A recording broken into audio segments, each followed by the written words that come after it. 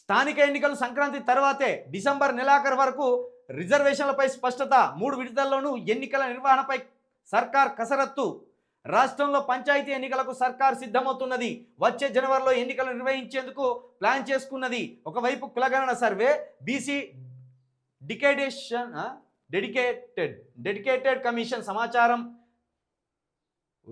BC dedicated commission సమావేశాలు కొనసాగుతుండడం, రిజర్వేషన్లకు సంబంధించి హైకోర్టులో వచ్చే నెలలో హియరింగ్ ఉండడంతో డిసెంబర్ 2వ వారం కల్లా ఈ ప్రక్రియనంతా సవ్యంగా ముగించి జనవరిలో ఎన్నికలు కంప్లీట్ చేయాలని యోచిస్తున్నది. కులగణన సర్వే వివరాలు రాగానే వాటిని డెడికేటెడ్ కమిషన్కు ప్రభుత్వం అందించనున్నది.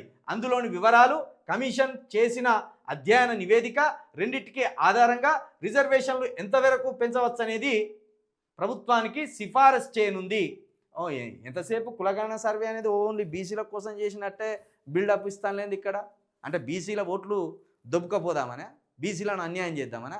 కులగణన సర్వే అంటే ఎస్సీల జనాభా పెరిగిందా లేదా, బీసీల జనాభా పెరిగిందా లేదా, బీసీలు ఎంత ఉన్నారు, ఏ కులంలో ఎంత ఉన్నారు, అదేవిధంగా ఎస్సీల్లో ఉన్న 58 కులాల్లో ఎంతమంది ఉన్నారు, లేకపోతే బీసీల్లో ఉన్న 120 కులాల్లో ఎంతమంది ఉన్నారు, ఇదంతా ఎస్టీల్లో కావచ్చు, ముస్లింలో కావచ్చు, రెడ్డిల్లో కావచ్చు, వెలుమల్లో కావచ్చు, బ్రాహ్మణుల్లో కావచ్చు, వైశ్య, అన్ని కులాల్లో ఏ కులంలో ఎంత జనాభా ఉన్నది అనేది బయటికి తీసేదే కులగణన సర్వే. ఓన్లీ బీసీల కోసమే చేసినట్టు ఇక్కడ రాసుకొస్తాను. వీళ్ళు కాంగ్రెస్ దురుద్దేశం కనబడుతుంది ఇక్కడ. కేవలం కులగణన సర్వే అంటే బీసీల కోసం చేసేదేమో అన్నట్టు తయారు చేసిన దాన్ని, అది కాదు.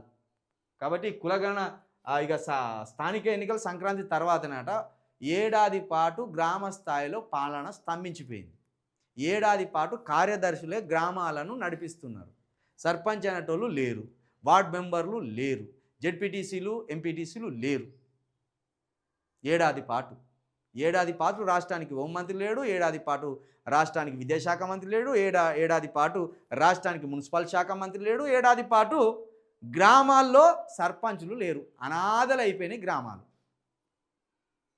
దిక్కు దిశ లేకుండా, గ్రామంలో ఏమైనా సమస్య వస్తే ఎవరిని దుగ్గరి కుర్కాల్లో తెలియకుండా, గ్రామానికి సంబంధించి ఓ సర్పంచ్ లేకుండా ఏడాది పాటు కాలాన్ని ఎలదీసిన అత్యుత్తమ ముఖ్యమంత్రిగా రేవంత్ రెడ్డి గారు గిన్నిస్ బుక్ రికార్డులో ఎక్కుతారు.